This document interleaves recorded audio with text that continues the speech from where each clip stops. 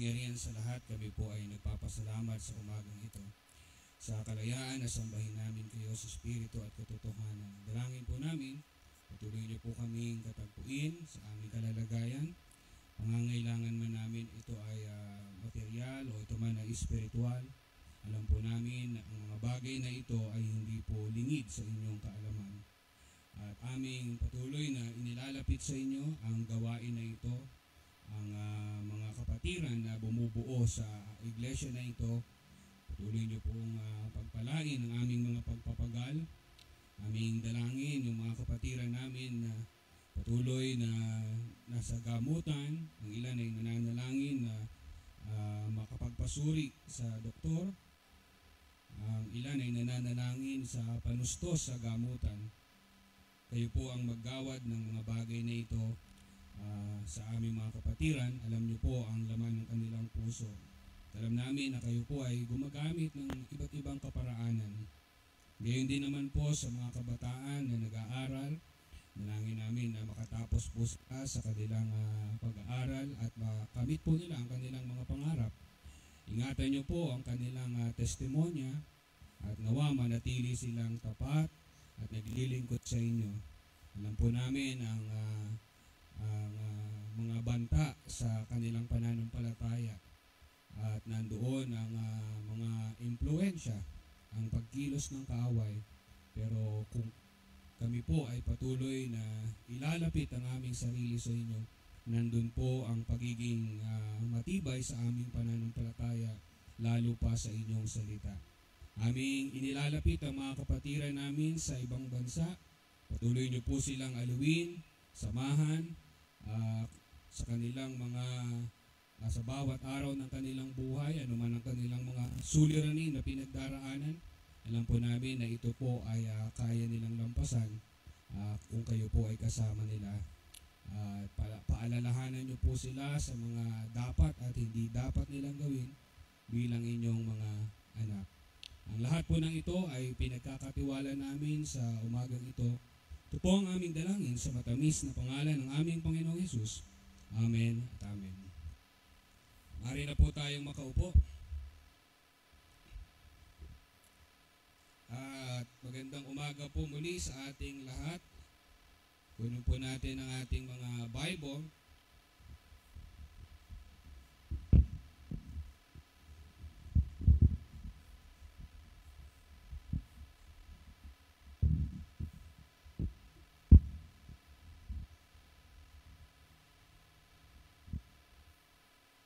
Buksan po natin sa ating scripture reading kanina, Malachi chapter 3.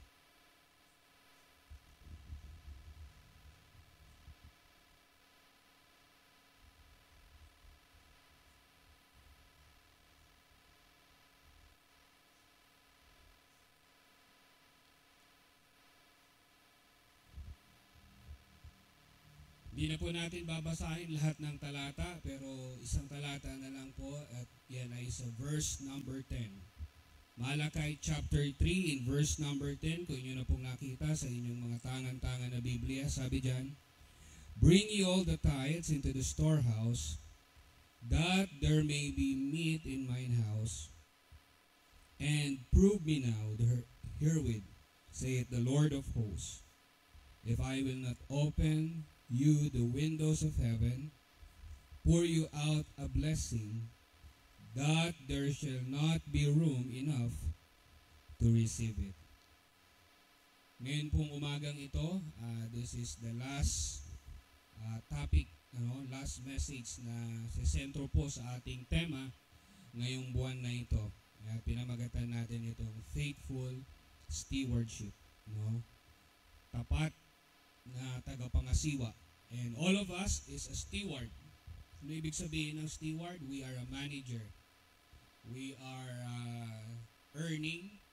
Stewardship is about earning, saving, investing, spending, and giving our money. At yan po ang tatalakayin natin sa umagang ito. Tayo po sandaling manalangin.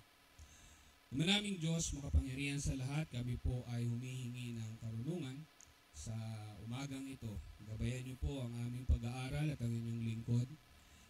maibahagi ko ng malinaw at klaro ang mensahe at maging pagpapala po ito sa buhay ng bawat isa. Lahat po ng ito ay pinagkakatiwala namin sa matamis na pangalan ng aming Panginoong Hesus. Amen at amen. Faithful in stewardship. No? Again, stewardship is about earning, generating, saving, investing, spending, and giving our money. Now, the question is, sino ba ang interesado sa ating pananalapi? Ang pananampalataya at pananalapi ay hindi natin pwedeng paghiwalayin. So therefore, we can say that number one, God is interested in our money. Interesado ang Diyos sa ating pananalapi. Dahil kanino ito nanggaling? Sa Diyos din. At ngayong buwan na ito, tinalakay natin, ang ating tema is about financial faithfulness. Marami tayong narinig na mensahe, prinsipyo, katuruan. Saan natin kinuha yung mga katuruan na yan, yung mga prinsipyo na yan? Inimbento ba natin yan? Hindi. Yan ay nanggaling mismo sa salita ng Diyos. Na siyang binabasa natin, na siyang dahilan kung bakit tayo naligtas, na dahilan bakit tayo nandito ngayon at naglilingkod. The same Word of God, the same Bible teaches us to be a good steward. At kung ating pag-aaralan, there are 38 parables, no? 38 parables in the New Testament, and 16 out of 38 parables, ang tinatalakay is about stewardship. May mga talata about faith, that is about 500 verses. Merong mga talata about prayer, that is about 500 verses. But don't you know that there are more or less 2,000 verses about stewardship? No? So, makikita natin that God is really interested how you gain money and how you use it. And in fact, this is one of the tests, yung ating pananalapi, gaano tayo mabuting katiwala. Ito ay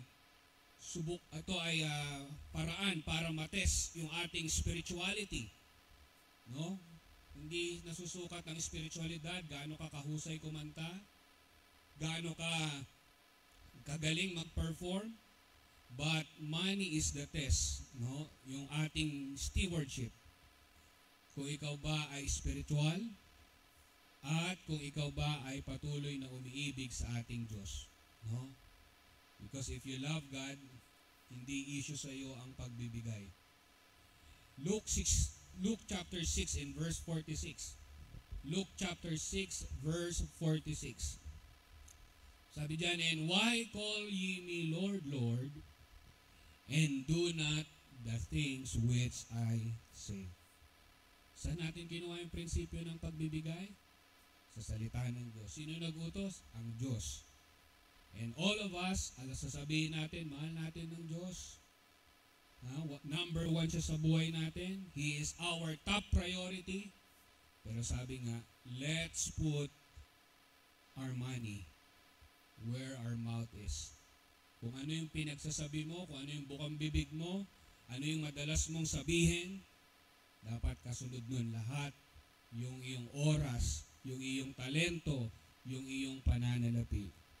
Why call ye me Lord, Lord, and do not the things which I say?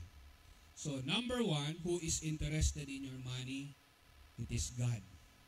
Interesado ang Diyos na kilalanin mo siya, na pinanggagalingan ng lahat ng pagpapala sa iyong buhay. But let us go to number two. Sino pa ang interesado sa pera natin? Sa ating yaman, sa ating resources? Ang diablo. Satan is interested in our money. No? Gusto ng diablo na tayo ay bigo sa pananalapi, na hindi natin ma-manage, hindi natin makontrol. Gusto niya tayo ay baon sa utang. Gusto niya tayo ay talunan. And we are under the curse. No?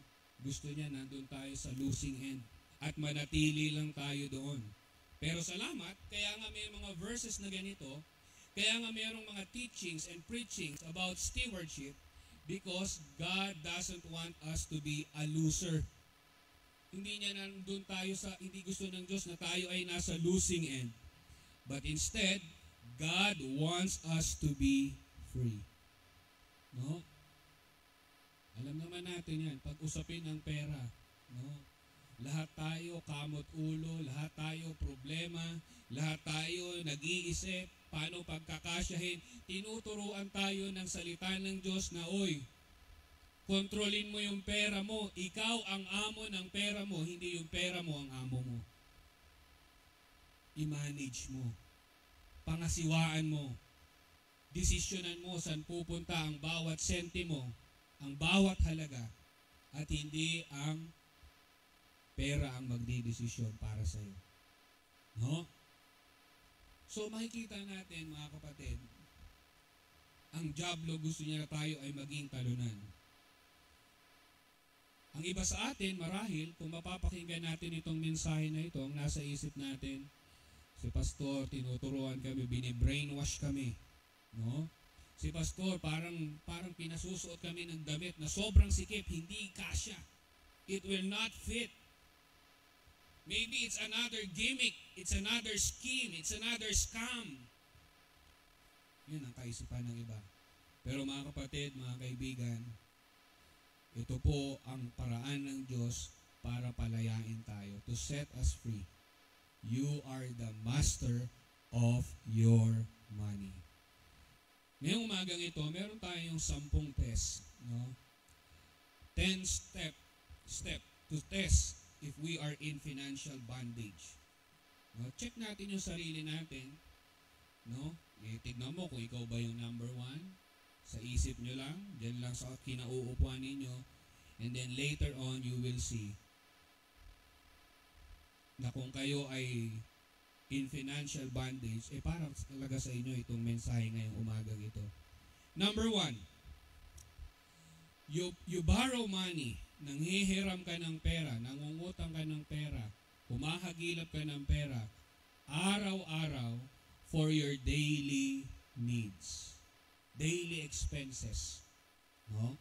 Kung ikaw yung number 1 na yan, ibig sabihin, you are in financial bondage. Number 2, you delay paying bills that is already due. No? Dapat nang bayaran, hindi ka makabayad, wala kang pera. Kaya minsan napuputulan ka, no? Nadidelay ka, nagbibigay ka dun sa namumutol ng kuryente para bigyan ka ng palugit. No? Your debt is higher than your income. That's number 3. Pag binalansin mo ngayon, tinignan mo, sinuri mo, magkano ba yung income ko every month? At binalansin mo yung kabuuan ng utang mo, kulang pa yung sahod mo kahit ibigay mo lahat sa dami ng iyong utang. Hindi na balanse. Dapat sa buhay natin palagi balanse. No? May time tayo sa church, may time tayo sa family, may time tayo sa spiritual na bagay, may time rin tayo para sa ating kalusugan. Kaya nag-ehersisyo tayo, kaya may sports tayo.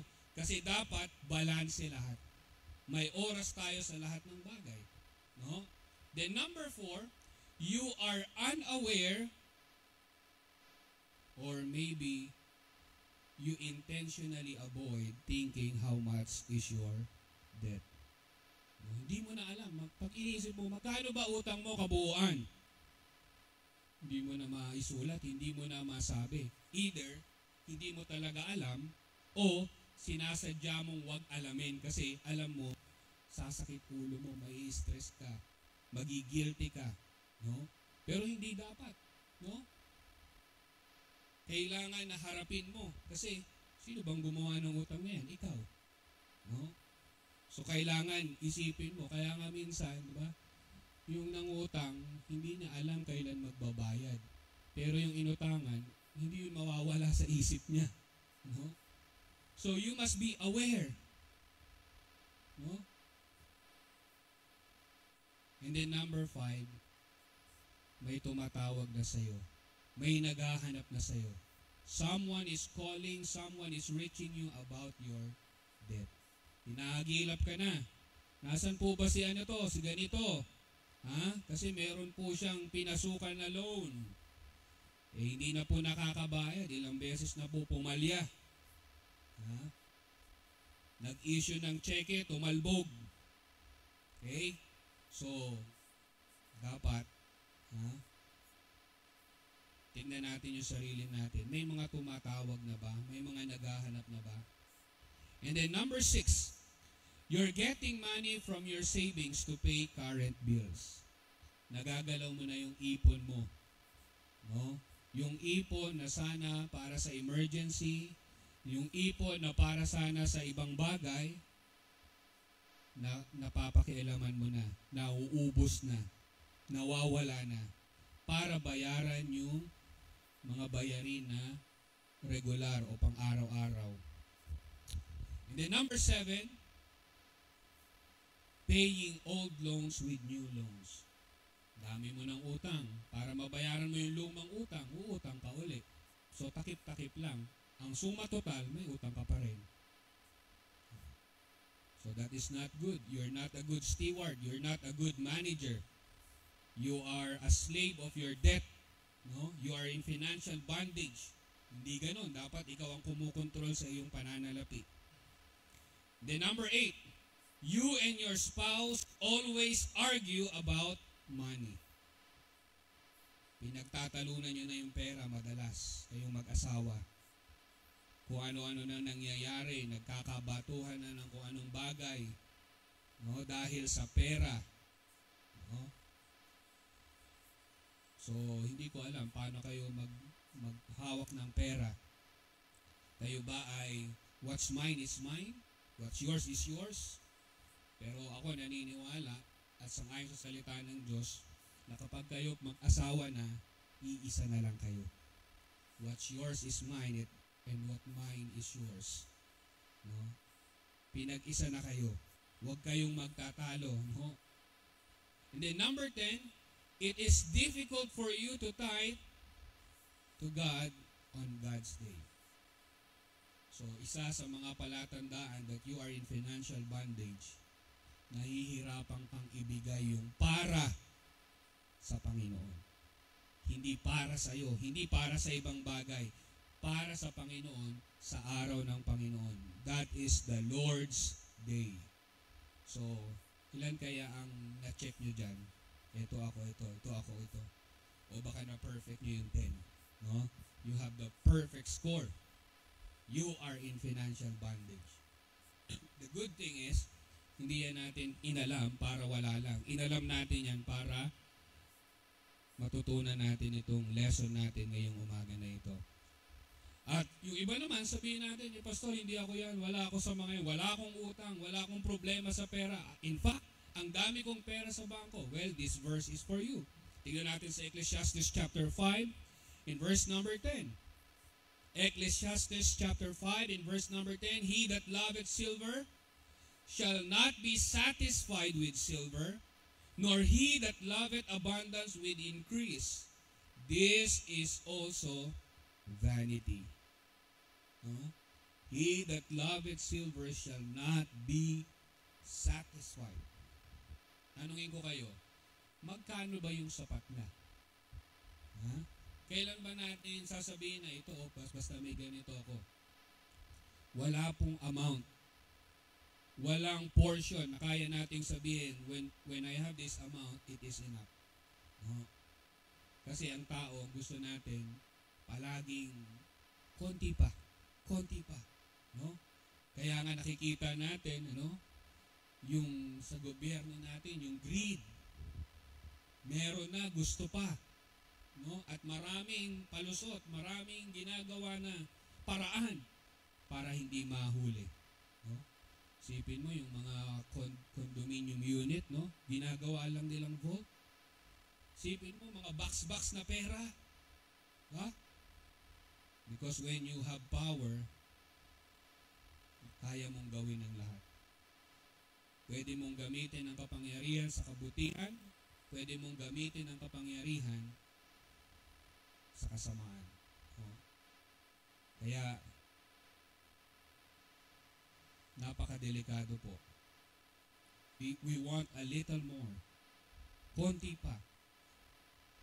Tingnan natin sa Proverbs chapter 15 in verse number 6.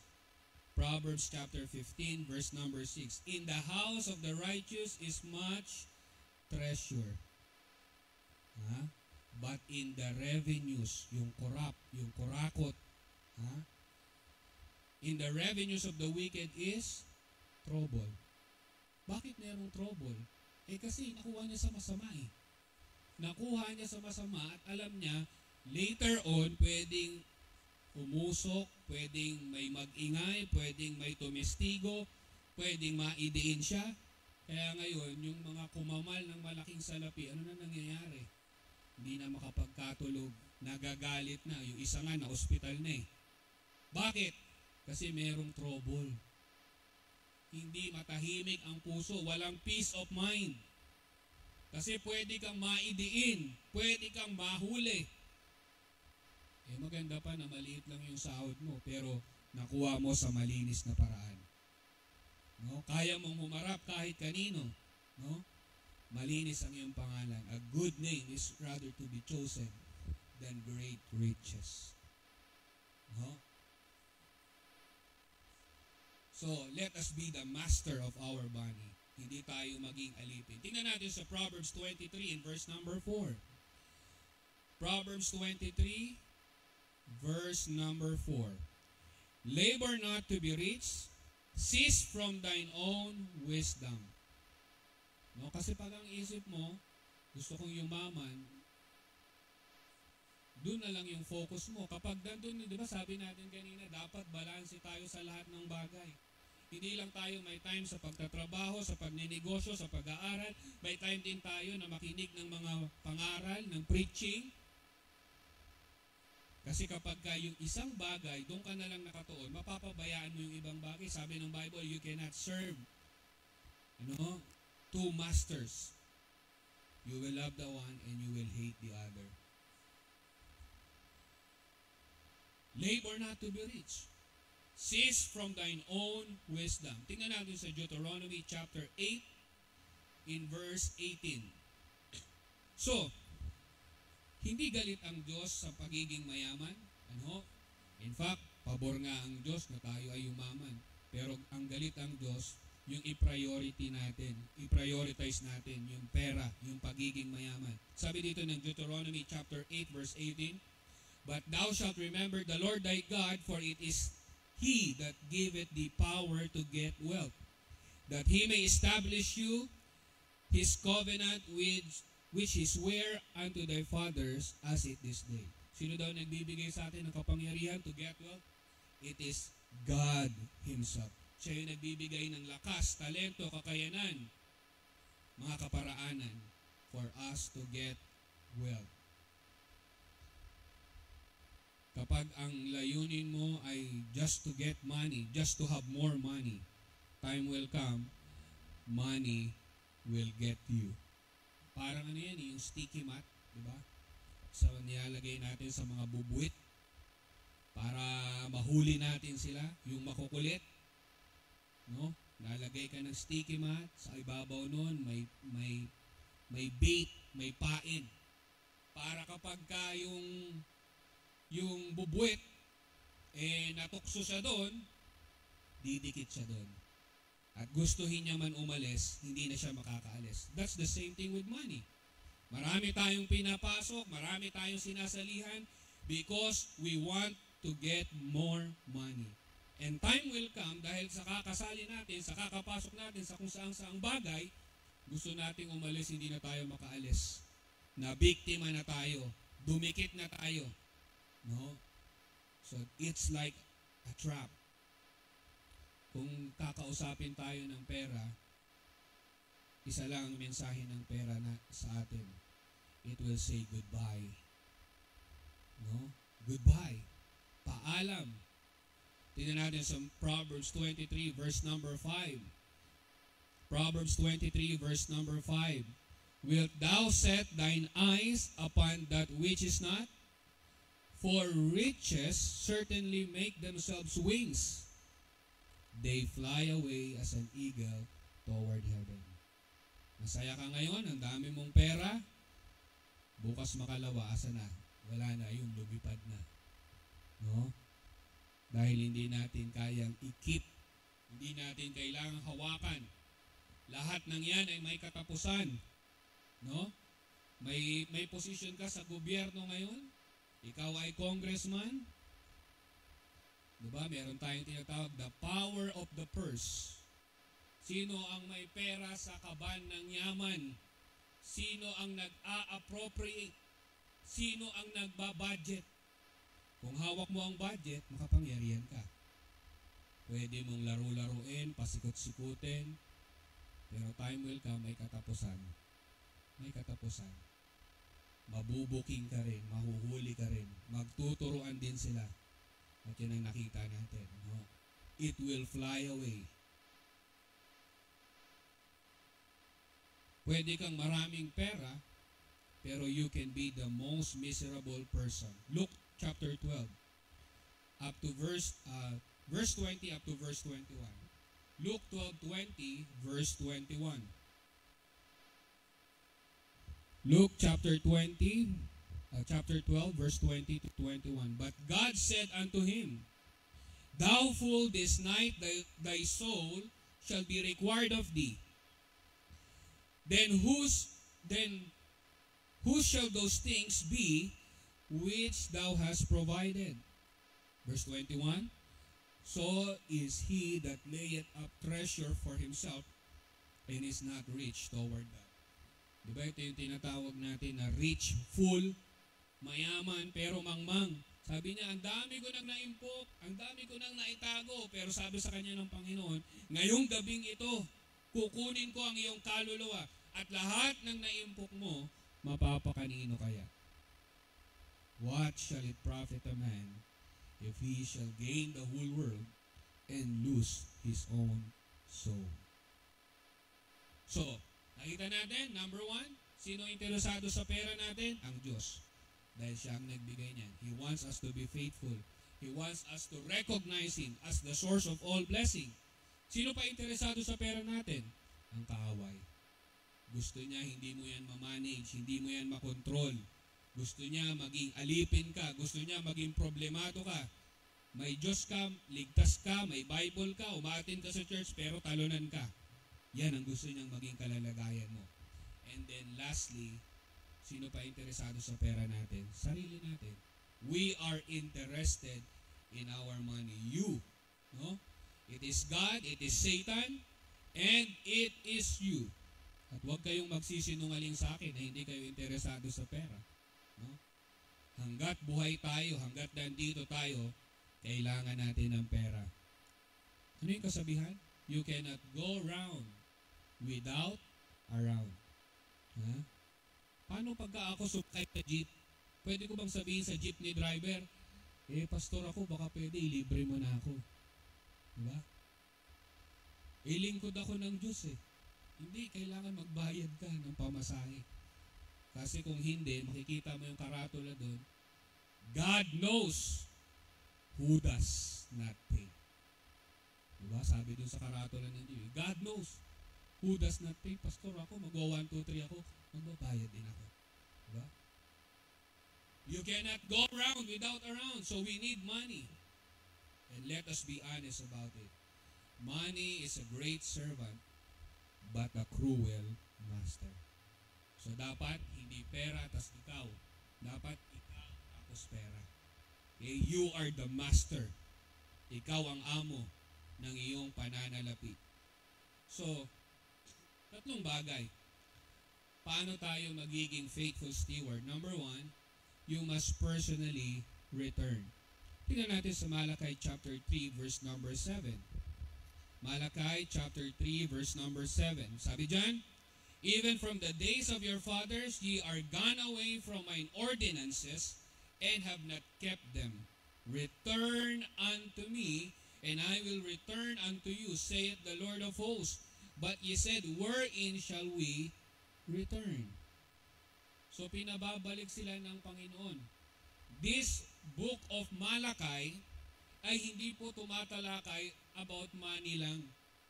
byproduct lang yun ng discussion dito sa Book of Malachi.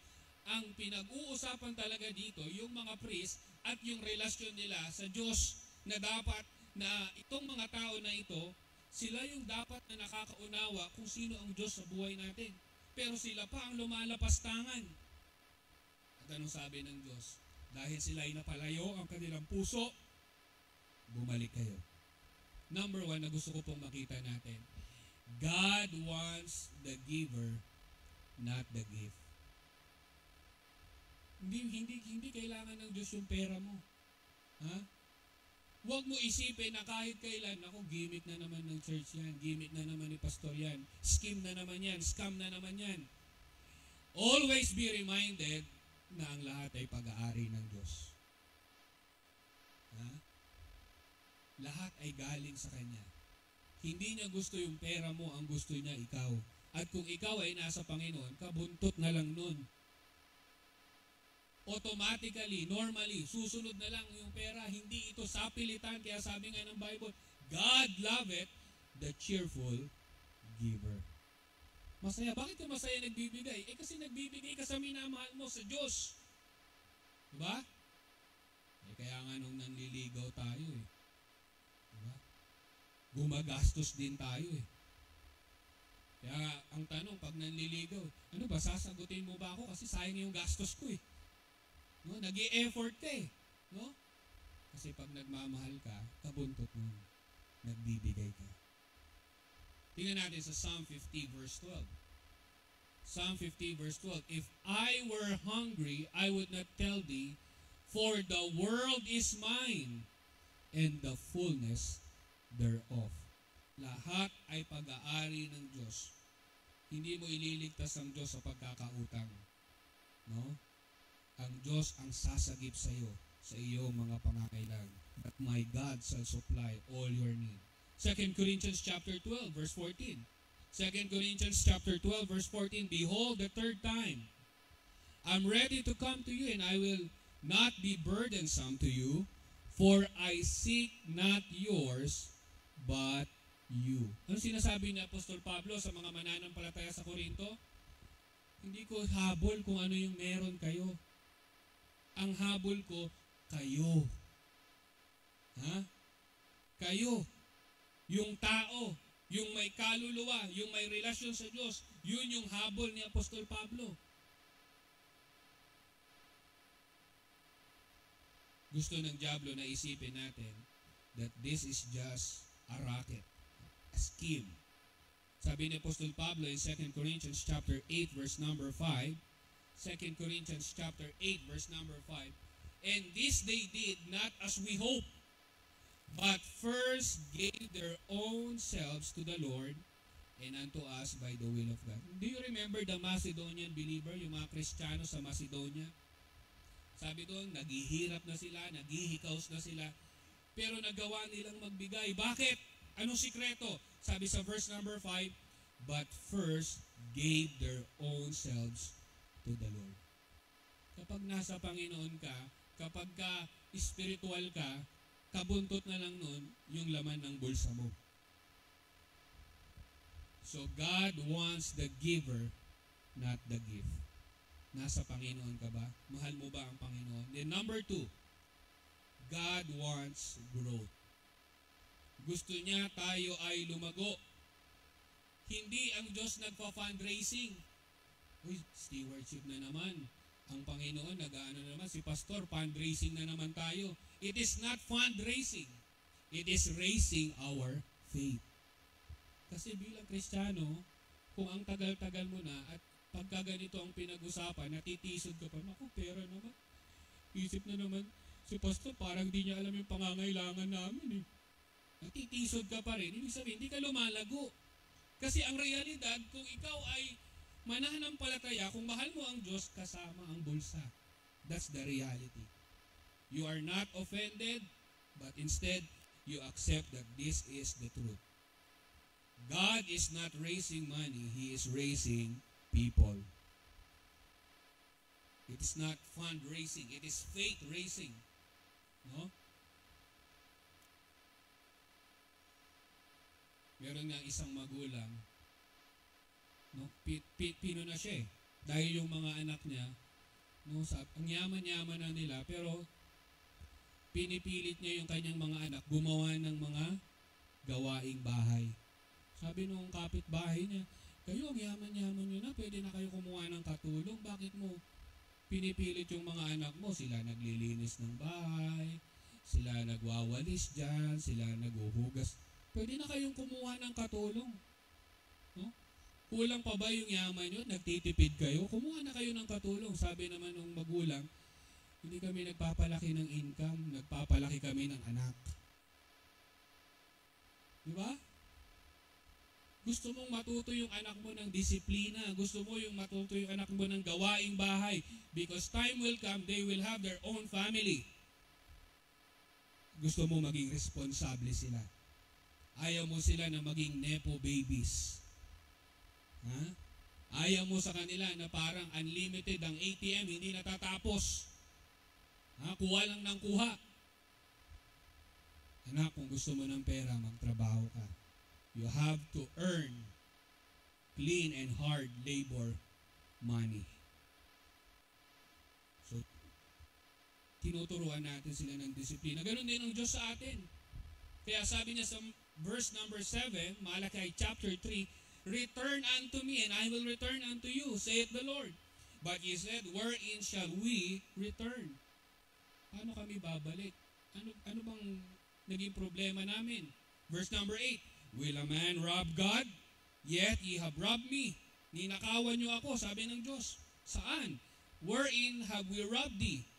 In tithes and offering. Tithes belong to the Lord. No? Ano ba yung tithes? Tithes is the 10% ng ating income. Yung gross income, yung kabuuan. Kaya kayo, mga young people, mga bata, dapat ngayon pa lang pinapractice nyo na yan. So that's the basic, that's the fundamental of giving. Giving your tithes. Tithes and offering. Sa baon mo, magkano baon mo every week? Hiwalay mo na yung para sa Panginoon. Kasi pagka hindi mo inihiwalay, magagamit mo yan pang load, magagamit mo yan pang bili ng milk tea, magagamit mo yan. Ba? So we should learn how to give. The joy of giving. So, kwento ko nga sa inyo last time sa ating mensahe. Merong isang church member, isang lalaki, isang businessman, na na-convict siya. Sabi niya, yung pastor nagtuturo about stewardship. And then, kinonvict siya ng Panginoon to give a huge amount of money. Then the next day, nasira yung sasakyan niya. Naglakad siya pa uwi, iniwan niya na yung sasakyan niya kasi nga hindi na umaandar eh. And then the next Sunday, nag-report siya sa pastor, Pastor, alam mo, pasalamat ako sa Panginoon. Kasi bago pa masira yung sasakyan ko, ibinigay ko na yung para sa Panginoon. No?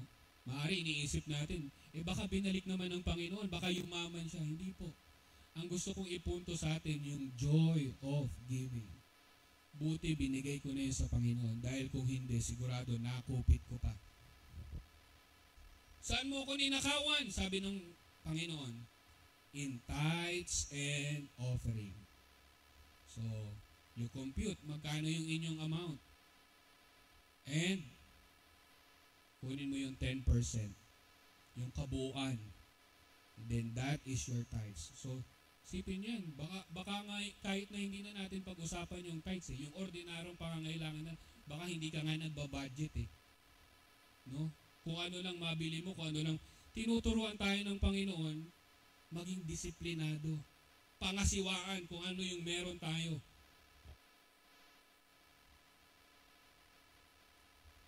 The sign that you are in the Lord is not your song, not your giving. It is when you stop robbing God. Sipin nga natin, no? So iba-iba tayo ng trabaho dito, iba-iba tayo ng propesyon. No? Tingnan nga natin, ilang tithes na dapat yung ibibigay mo sa Panginoon and yet you miss. Sabi ng Bible dito, you rob God. Ninakawan mo ang Diyos. No? Magkano na kaya pagka siningil tayo ng Diyos? Pero salamat, hindi tayo sinisingil ng Diyos. Amen?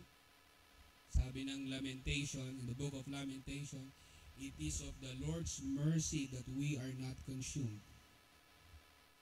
Great is thy faithfulness, they are new every morning.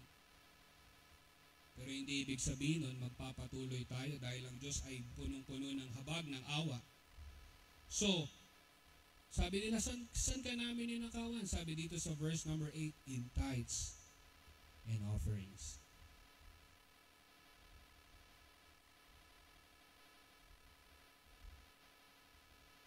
Matuto nating unahin ang Diyos at pangalawa lang ang ibang bagay. Sabi ng Matthew 6:33, but seek ye first the kingdom of God and His righteousness, and all these things shall be added unto you.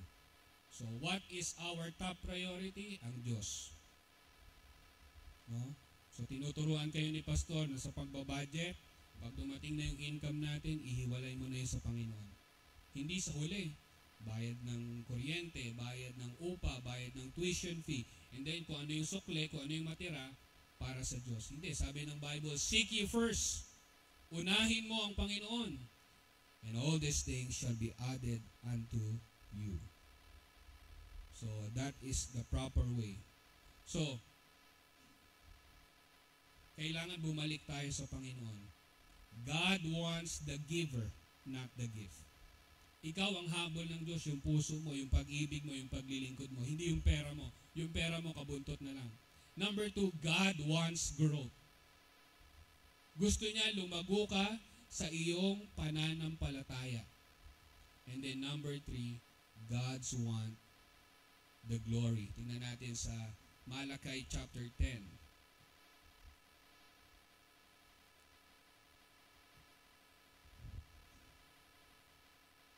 Malachi chapter 10. Sabi niya dyan, bring ye all the tithes into the storehouse, that there may be meat in mine house, and prove me now herewith, saith the Lord of hosts, if I will not open you the windows of heaven, and pour you out a blessing, that there shall not be room enough to receive it. So, kung ikaw ay matututong magpasakop, sumunod, gawin yung pinapagawa ng Panginoon, ano sabi dito? He will open the windows and pour you out a blessing. At kapag nangyari yon, sino ang mapapapurihan? Sino ang maluluwalhati? Ang Diyos. No?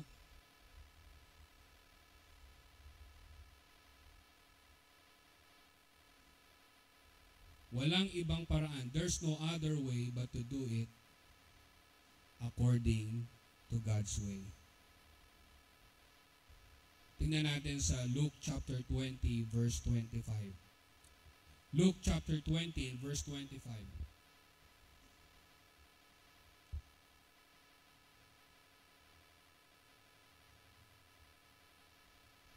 Luke chapter 20 verse 25, and he said unto them, render therefore unto Caesar the things which be Caesar's, and unto God the things which be God's. Tingnan ninyo mga kapatid. Lahat naman tayo nagbabayad ng tax eh. Yun ang sumbatan, ano? Pagka corruption na pinag-uusap, nagbabayad din kami ng buwis. Ano yung binabayaran mong buwis? Yung tinatawag na value-added tax. Sa produkto at sa mga serbisyong kinuha mo o natanggap mo, nagbabayad ka ng buwis. Meron naman tinatawag na income tax return, yung ITR. Magkano yung kinita mo, magkano yung sinahod mo. At meron ding porsyento ang gobyerno doon. So hindi ko na kayo patataasin ng kamay. Sa isip nyo lang, sino rito ang faithfully, religiously, you are paying your tax? So sa isip nyo lang ha, marami dito nagbabayad, faithful. In failure to do so, kung hindi ka magbabayad ng buwis, tawag natin doon, tax evasion. No? Iniiwasan mo, nilalaro mo yung dapat na ibayad mo, pinaliliit mo, pinapadaan mo kung saan-saan yung pera, and whatsoever. Mahuli ka ng BIR, ng Bureau of Internal Revenue. Mahuli ka. Ano pwede ikaso sa'yo? Tax evasion. Tax evasion is a criminal offense. And in my research, no, alam nyo magkano ba ang penalty ng fine pagka ikaw ay nahuli? Nag-range to up to 10 million pesos. Fine. At yung imprisonment ay umaabot ng 10 years imprisonment. If you fail to pay your tax. Kaya maraming tao, kahit Kristiyano, we are faithfully, we are religiously, takot tayo, kailangan sumunod tayo sa gobyerno. And whether we like it or not, we will pay our tax. Nakukuha niyo ba? Dapat bang bayaran yung buwis? Dapat. Kakasuhan tayo, criminal offense nga eh. Magmumulta nga tayo eh. Now, let me ask you, sinong mas kinatatakutan mo? Ang Diyos o ang gobyerno? Hello? Sinong mas mataas? Ang Diyos o ang gobyerno? If you are faithfully and religiously paying your tax, bakit hindi mo maibigay yung tithes and offering mo sa Diyos? Sabi doon, give to Caesar what is due to Caesar, but gives what belongs to God. Kung talagang mahal mo ang Diyos, kung talagang nire-respeto mo ang Diyos, give what belongs to Him. So I use just a comparison. Pagkumparahin, nga no, bakit sa gobyerno takot na takot tayo? Bakit sa gobyerno hindi natin pinag-iisipan na scheme, na scam? Hindi natin pinag-iisipan na gimmick ito, na negosyo ito. Pero bakit pag sa Diyos, ang dami nating pagdududa? Ang dami nating sinasabi. Simple lang naman. Kung mahal mo ang Diyos, sabi ng Bible, God loveth the cheerful giver. Leviticus 27, verse 30. 27, verse 30. And all the tithe of the land, whether of the seed of the land or of the fruit of the tree, is the Lord's. It is holy unto the Lord. Ito ay para sa Panginoon. Kaya pag kinuha mo yung para sa Panginoon, ano sabi doon? You rob Him. Siguro pang ilang beses ko na ginamit itong illustration na ito, no? Pero gagamitin ko uli kasi tuwa talaga ako sa illustration. Yung pastor, sabi ni Mrs., paulit-ulit na lang yung illustration mo na yan. Hayaan mo na, baka yung iba hindi narinig. Yung pastor, meron siyang member at nangako dahil yung business ng kanyang member tatanim ng mangga o nag-aani ng mangga. Pastor, ang pangako ko, every time na mag-harvest, yung tithes nung harvest, bibigay ko sa'yo. So, every harvest, meron yung pastor na 10 kaing ng mangga. Kabisado na nung pastor yun. Basta, tag-ani na, ito na yung panahon ng negosyo na to, dumarating na lang yun sa church, 10 kaing ng mangga. And then one time, sabi nung pastor, parang walang dumating na mangga ngayon. Kamustahin ko nga si kapatid. Kapatid, kamusta ka na? Okay ba yung negosyo natin? Okay po, pastor. Maganda po ang natin ngayon. Ang kita natin ngayon, ang bentahan natin. Kapatid, yung 10 kaing ng mangga na pinangako mo hindi dumating. Pastor, nakatabi na po dito yung para sa inyo. Ang problema po yung kaing, hindi nyo binalik. Walang mapaglagyan. See? Kaya pala yung blessing, hindi bumabalik, dumadating. Kasi merong isang tao na hindi marunong magsauli. Nakuha niyo yung punto? Gusto mong pagpalain ka ng Diyos. Gusto mong buksan ng Diyos yung durungawan ng pagpapala. And yet, you don't know how to return. So this is a test of faith. God wants the giver, not the gift. God wants growth. God wants the glory. At the end, we will say, to God be the glory. Now, let us go to our point number 2. So, you must personally return. Ikaw ang habol ng Diyos, hindi yung laman ng bulsa mo, hindi yung laman ng bangko mo. Kung ikaw ay nasa Diyos, everything will follow. Number 2, you must financially release. So verse number 10, Malachi chapter 3, sabi diyan, bring ye all the tithes into the storehouse. Bring. May kilala ko dati, may member tayo dati. Ang ginagawa niya, anak, dalhin mo na lang yung tithes ko. Pinapadala. Ngayon lalo na may GCash na. Pastor, pwede ba i-GCash yung tithes? Kasi wala ako sa Sunday. Anong sabi natin? God wants the giver. Ikaw ang magdala. Ikaw ang umattend ng service sa araw ng linggo. Dalhin mo yung tithes mo. Ibigay mo, sabi doon, bring ye all the tithes into the storehouse, that there may be meat in mine house. So number 1, sabi diyan, there is a definite portion. Ano yung ibibigay natin? The 10%. 10%, nagbabalik pa lang tayo, then yung offering, dun pa lang tayo nagpapasalamat. No? So there is a definite portion. Merong 10%. Hindi po yan invento, hindi po yan gawa-gawa natin. Tingnan natin sa Genesis 28:22. Genesis chapter 28 in verse 22. And these stones which I have set for a pillar shall be God's house. And of all that thou shalt give me, I will surely give the tenth unto thee. Sabihin natin, Pastor, yung tithing na yan, Old Testament pa yan, legalistic yan no? But I would like to remind you that Abraham gave his tithes to Melchizedek even without the law. Hindi pa binibigay yung kautusan about tithing. Hindi pa lumalabas yun. Pero si Abraham, nagbigay na siya ng 10% kay Melchizedek. Who is Melchizedek? He is a priest. Hindi natin alam saan tribo siya nanggaling. Hindi sigurado kay Aaron. Hindi sigurado sa mga Levites. No? Pero sabi doon, may umusbong na priest. Ang pangalan niya in the Old Testament si Melchizedek. And Abraham gave his tithes to him. Sino magulang ni Melchizedek? Anong background ni Melchizedek? Anong lahi ni Melchizedek? Saan siya nanggaling na bansa? Hindi natin alam. The Bible never told us who is Melchizedek. Basta may pangalan na Melchizedek at doon nagbigay si Abraham ng kanyang ikapu. At sabi ng Bible, merong tayong high priest na mas mataas kay Melchizedek. Sino po yun? Yun ang ating Panginoong Jesus. So you see?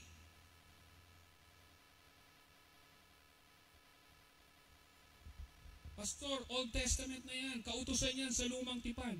Saan ba nanggaling yung kautusan, yung paniniwala natin, yung moralidad natin na bawal makiapid, na bawal magnakaw, na bawal na galangin mo ang iyong mga magulang? Hindi ba nanggaling yun sa kautusan? Kung ginagawa natin yun from the Old Testament, why not doing giving today? Tingnan natin sa Matthew chapter 23, verse 23. Matthew 23, verse 23. Woe unto you, scribes and Pharisees, hypocrites, for ye pay tithes of mint and anise and cumin, and have omitted the weightier matters of the law, judgment, mercy, and faith. This ought ye to have done, and not to leave the other undone. Sabi niya dun sa mga Pharisees, nagbibigay kayo ng ikapo. No? Yan, nagawa ninyo. Pero yung isa, hindi nyo nagagawa. Ano yun? Yung love, mercy, no? Judgment, faith, ano, sinabi dyan.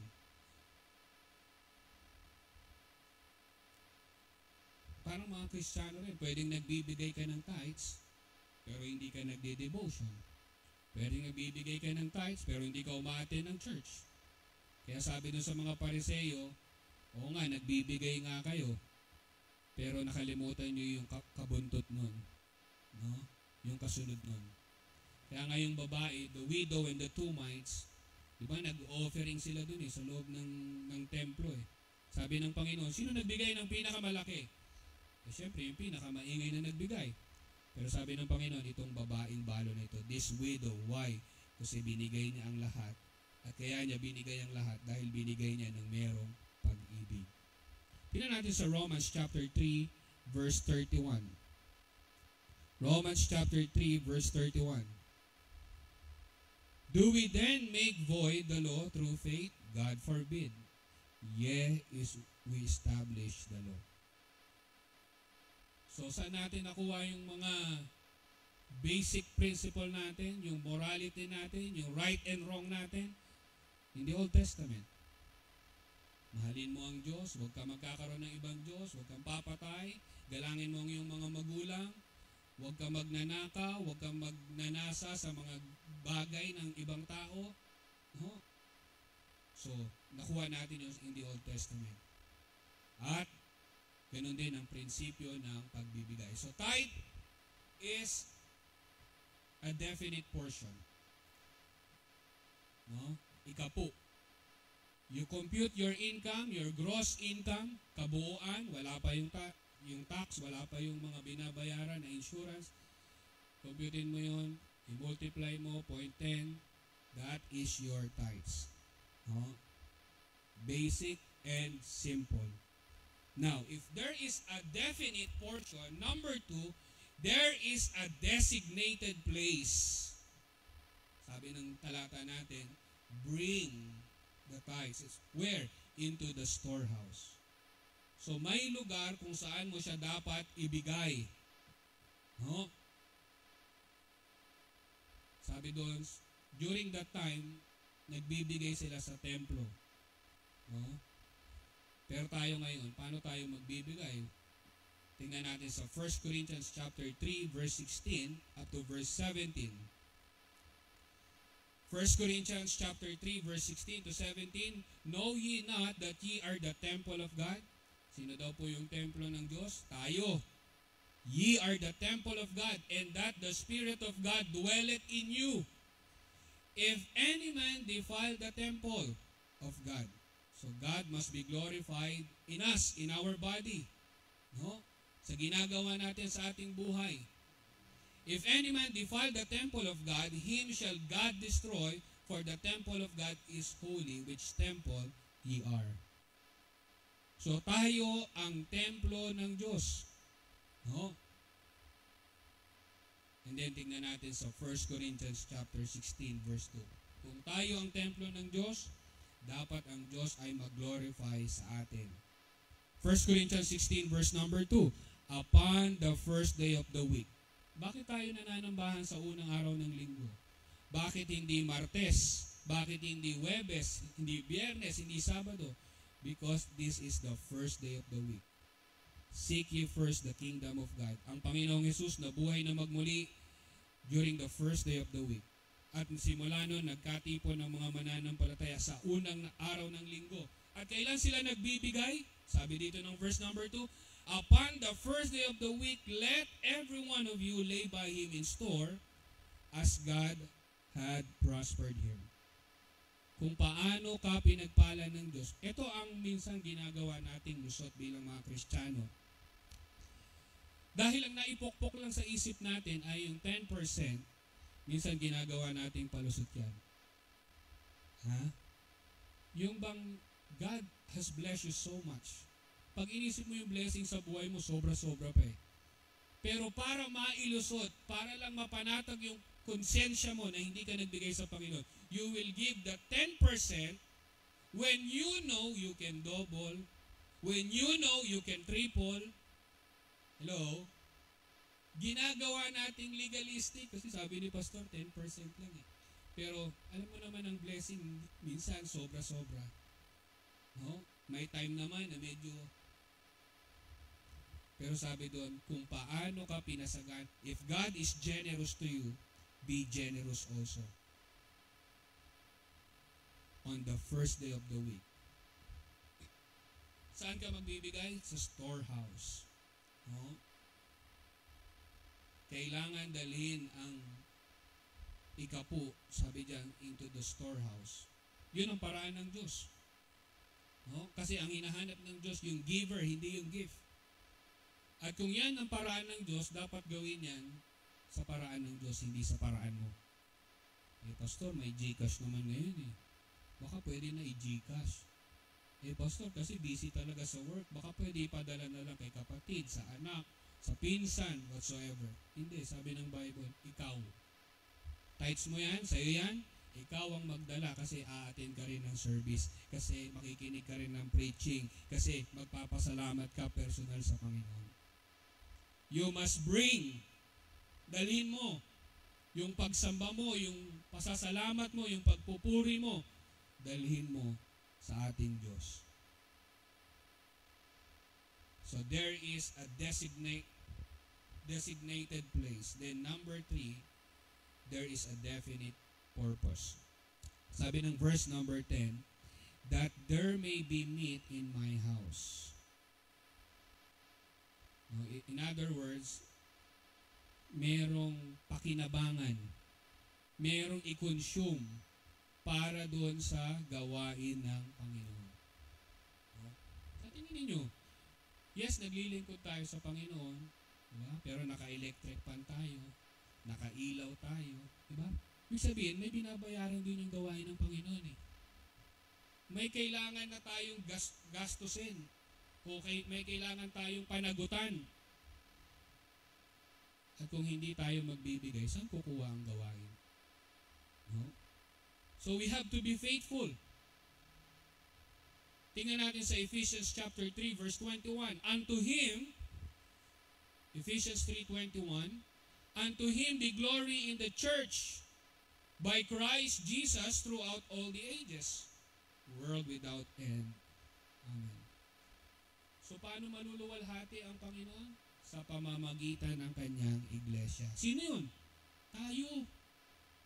So hindi lang naluluwalhati ang Panginoon kapag kumakanta tayo, kapag tumutugtog tayo, kapag nagsishare tayo ng gospel, also in our giving as a church.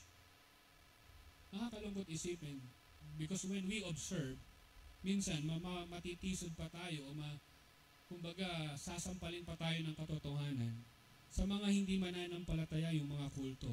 Pastor, ano ibig sabihin mo ng kulto? Sila ba yung nakaitim, na may hawak na parang karet? Hindi po. Ang ibig sabihin ng kulto, kapag tinuturo nila na si Kristo ay hindi Diyos, kulto yon. At maraming kulto, sila pa yung nag-a-apply nito. Ibig sabihin, magbigay ka ng ikapu mo, whether you like it or not. Minsan nga, ina-apply na sa mga agency nila. Automatic kaltas. Kapag hawak ng simbahan yung agency, lahat ng member, automatic pagtanggap mo ng sahod mo, kaltas na yung 10%. And no wonder why they have big churches, beautiful churches. Material, physical. Why? Kasi whether you like it or not, kukunin. Tayo, sabi ni Pastor, God loveth the cheerful giver. Kailangan magbigay ka willingly. Pero kung matututunan natin to, mga kapatid, mga kaibigan, sabi po dito, ang Panginoon, He will be glorified. Unto Him be glory in the church. So you have to, number 1, personally return. Secondly, financially release. Pakawalan mo na. Ang dami mo nang narinig na preaching mula nung nagsimula yung September eh. Hindi mo pa pinakakawalan, pakawalan mo na. Ibigay mo na sa Panginoon. Ilang sermon pa ba ng stewardship ang kailangan mong marinig bago mo i-apply? Yung iba nga sa atin, nagtandaan na sa loob ng church. Yung iba nga sa atin, laki na sa simbahan eh.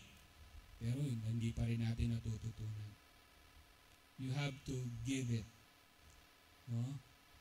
Financially release. And then number 3, you must spiritually renew. Tingnan natin sa verse number 10 up to verse number 12. Bring ye all the tithes into the storehouse, this is verse number 10, that there may be meat in mine house. And prove me now her which, saith the Lord of hosts, if I will not open to you the windows of heaven, and pour you out a blessing, that there shall not be room enough to receive it. Verse 11, and I will rebuke the devourer for your sakes, that ye shall not destroy the fruit of your ground, neither shall your vine cast her fruit before the time in the field, saith the Lord of hosts. Verse 12, and all the nations shall call you blessed, and ye shall be delightsome land, saith the Lord of hosts. So, we need to be spiritually renewed. Pag tayo nagbigay, merong growth. Kapag merong paglago, merong pagbabago sa ating buhay. Tingnan natin. Number 1, God will renew your faith. Sabi sa verse 10, sundan niyo po sa inyong mga hawak na Biblia, bring ye all the tithes into the storehouse, that there may be meat in mine house. And ito po yung gusto kong bigyan natin ng diin. Sabi doon, and prove me now. Ano po ibig sabihin ng prove? Subukan nyo ako, testingin nyo ako. Itong sinasabi ni Pastor, ano lang yan, scam lang yan, gimmick lang yan, negosyo lang yan. Sabi ng Panginoon, prove me now. Testing. You have to test God. At kapag ka napatunayan mo, anong mangyayari sa'yo? Your faith will grow. Totoo nga. Totoo nga. Gusto nga ng Diyos na ako ang maging master ng pera ko. You need to be the master of your money, not the other way around. And God will be so real to you. Luke chapter 16, verse 10 up to verse 11. Luke 16, 10 to 11. He that is faithful in that which is least is faithful also in much. And he that is unjust in the least is also unjust in much. If therefore ye have not been faithful in the unrighteous mammon, who will commit to your trust the true riches? No? Ano ba yung tunay na kayamanan? Sabi doon, kung ikaw hindi ka mapagkatiwalaan sa pinaka-least, sa pinakamababa, ano ba yung pinakamababa? Pera, material na bagay. Mababa yun pinakamababa yun. Ano mang meron ka ngayon, magkano mang halaga, nauubos yan. Ano bang material na bagay na meron ka, sasakyan, bahay, naluluma yan. Nasisira, inaanay, nabubulok. Pero sabi dito, kung hindi ka mapagkatiwalaan sa mga bagay na meron ka, material, sinong magbibigay sa iyo ng tunay na kayamanan? Sino ba yung tunay na kayamanan? Ang ating Panginoong Hesus. Siya yung tunay na kayamanan. At kapag ikaw ay nasa Panginoong Hesus, siya ang number 1 sa buhay mo, anong magkakaroon sa iyo?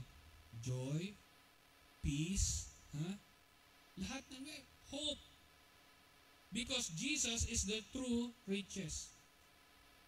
Ano bang kayamanan yun? Spiritual na kayamanan. Kaya maraming tao, may pera, may material na bagay, pero walang kapayapaan. Nag-aaway sila mag-asawa sa bahay nila, palagi. Kahit na lahat ng bagay nasa kanila na. Maraming tao, nasa kanila na ang lahat ng bagay, naiisip pa nila magpakamatay. Bakit? Kasi hindi yun yung tunay na kayamanan. Ang tunay na kayamanan ay ang Panginoong Hesus. Kaya maraming tao, maraming mananampalataya, kasi tingnan mo tong si brother, tingnan mo tong si sister. Bahay nila, barong-barong. Kung manamit sila, yung damit nila, hindi nga natin alam, hindi naman natin kilala, ano bang brand sinusuot yan? Pero tingnan mo, gaano sila kasaya. Tingnan mo, gaano sila ka-faithful na naglilingkod sa Panginoon. Bakit? Kasi meron silang tunay na kayamanan. That's the true riches. Kaya mo humarap kahit sino pa yan. Kaya mo humarap kahit na ano pa yan. Kaya mo makipagharapan sa mga congressman, sa mayor, kahit na ordinaryong tao ka lang. Why? Ay nasa iyo ang Panginoon. Wala kang ginawang masama, wala kang tinapakan, naglilingkod ka sa Panginoon, you know the gospel, you know you are saved. A good name is rather to be chosen than great riches. Kaysa ang dami mong pera, gusto namang batuhin ng mga tao yung bahay mo, lusubin. No? Kasi meron kang ginawang hindi maganda. So, God will renew your faith. There will be growth. No? Kasi nagbibigay ka, nasubukan mo ang Panginoon. At napatunayan mo na siya ay totoo. Then number 2, God will rebuke your foe. Verse number 11, and I will rebuke the devourer. No? During this time, ano ba yung kinabubuhay ng mga tao in the Old Testament? Pagtatanim. At bilang pagtatanim, ano yung kalaban nila? Peste. Kalaban nila yung panahon. No? Kalaban nila lahat ng mga elements na sumisira ng kanilang ani, ng harvest. Pastor, hindi naman kami mga farmer eh. Ha? Yung iba sa amin nagtatrabaho sa opisina, yung iba sa amin nagtatrabaho sa ospital, yung iba sa amin nagnenegosyo. Ano namin may a-apply yan? Pagtatanim pala yan. Kahit na iba yung buhay natin during the Old Testament, may mga bagay na opposition. No? Kontra sa atin. Ano yun? Sickness. Ha? Mga unwanted bills. Gugulat ka, uy, may babayaran pala ako. Depression, discouragement, disagreement sa inyong bahay. Bakit kayo nag-aaway? Alam nyo ba, nung last July, mayroong lumabas na bagong kaso sa Korte Suprema? Not doing household chores is a ground for psychological incapacity. Bago yun, July 2025. Pag yung asawa mo hindi naglilinis ng bahay, hindi gumagawa ng gawaing bahay, sabi doon, may sabit siya sa utak, psychological incapacity. Pwede mo siya hiwalayan. Nagiging magulo ang tahanan. At dahil magulo ang tahanan, merong doubt, merong discouragement, merong depression, hindi ka nagiging productive sa trabaho mo. Diba? Naranasan nyo na ba yun? Papasok ka sa trabaho, maghahanap buhay ka, ang iniwan mo sa bahay nyo sama ng loob. Hindi ka makapokus kasi nag-away kayo mag-asawa sabi ng Bible, pinag-isa na kayo ng Panginoon Bakit ganoon? No? Dala-dala mo yung problema. Kahit ako, pag nag-aaway kami ni Ate Cassie, hindi rin ako makapreach ng maayos Diba? Naapektuhan yung pagiging productive mo. Kaya, una sa lahat, diba? Bago tayo pagising mo sa umaga, bago mo kausapin ang asawa mo, kausapin mo ang Panginoon. Kasi pag kinausap mo yung asawa mo, masisira ang araw mo. Ang anak mo, may babayaran na naman. Ito yung budget natin, hindi kasya.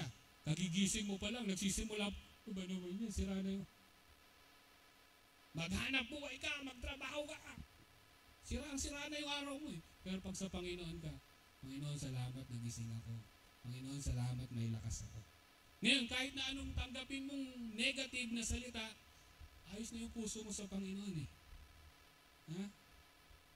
Kaya mong i-overcome. Kaya mong mapagtagumpayan dahil ibinigay mo na yung tiwala mo sa Panginoon. So marami tayong opposition. Kaya hindi tayo nagiging productive. Pero sabi ng Panginoon, if you trust me, I will rebuke the devourer. No? Di ba, may mga ganun, sabi nga natin, yung mga unwanted bills, yung minsan, kung kailan naman importanteng araw, doon ka naman masisiraan ang sasakyan. Bakit ngayon pa? May mahalaga akong lakad. Diba? Kikita niyo po mga kapatid? God will rebuke the devourer. Mga bagay na humahad lang sa atin to become productive. And then number 3, God will restore your fruitfulness. Tingnan natin sa verse 11, on the last part, sabi po dyan, tatalunan ko na po, neither shall your vine cast her fruit before the time in the field, saith the Lord of hosts.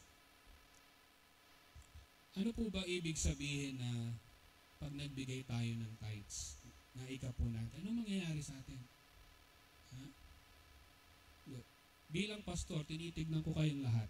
No? Tinitignan ko. Iba-iba yung source of income natin. Iba yung buhay natin. Merong medyo mga nakakaangat, meron din namang mababa yung income nila. No? And ibig bang sabihin, pastor, lahat kami na nandito, magbibigay kami ng 10% ng tithes, ng offering? Yung iba sa amin, pastor, yung kinikita namin, barya lang. Pinagkakasya lang. Mga kapatid, kaya nga natin ito pinag-aaralan kasi sabi ng Bible, kung gusto mong pagbuksan ng pagpapala, hello? Yung pinakamahirap ng member na church na ito, kung gusto mo ng pagpapala, at kaya itinuturo to ni pastor, dahil gusto ko pagpalain ka rin. At sabi diyan, kung ikaw, anong gugustuhin mo? Let's say, ito yung 10% binigay mo sa Panginoon, at ito naman marami. Yung 10%, sabi ng pinag-aralan nating verse, pag binigay mo sa Panginoon, sinong kakampi mo, sinong kasama mo? Ang Panginoon. No? Aanhin mo yung marami na wala yung Panginoon, kaysa doon sa 10%, kasama mo ang Panginoon. Ha? Sa tingin nyo, sino mas pagpapalain sa dalawa? Kung ang Panginoon ang kapartner mo, ang kasama mo, ha? Nandun yung blessing. Nandun po yung blessing. Siya ang kapartner natin. Siya ang kasangga natin. He is the Creator. He is the Lord of Lords. Tandaan po natin, hindi kailangan ng Diyos ang ating pera. Pero sa pagbibigay ng ating tithes, anong pinapakita nun? We love Him, we trust Him, we are obeying Him, at sabi ng binasa nating talata, prove me. Subukan mo ako ngayon. So in other words, tithing is a key. When you give your tithes, when you give your offering, you open the windows of blessing.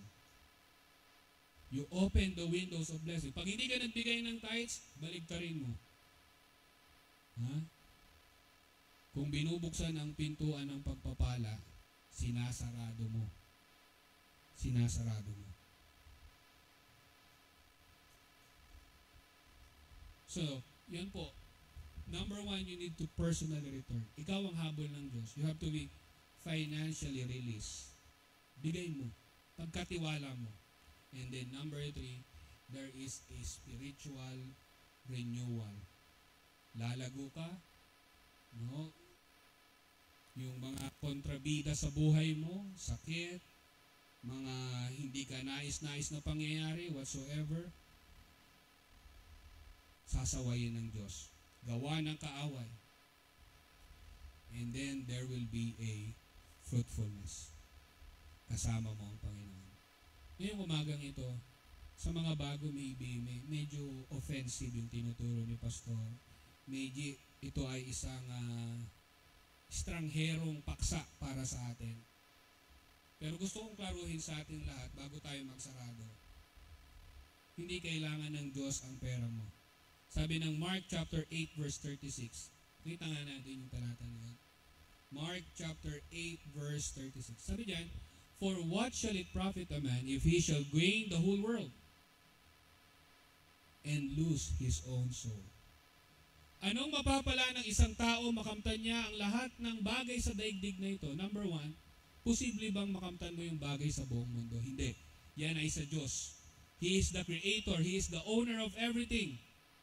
So in other words, yung kayamanan sa isip mo, ano yan? Imposible yan mangyari. Sabi nga you're chasing butterflies. Nagpapagod ka sa bagay na hindi mo makakamit. Kasi ang pagyaman walang hanggan. How much is enough?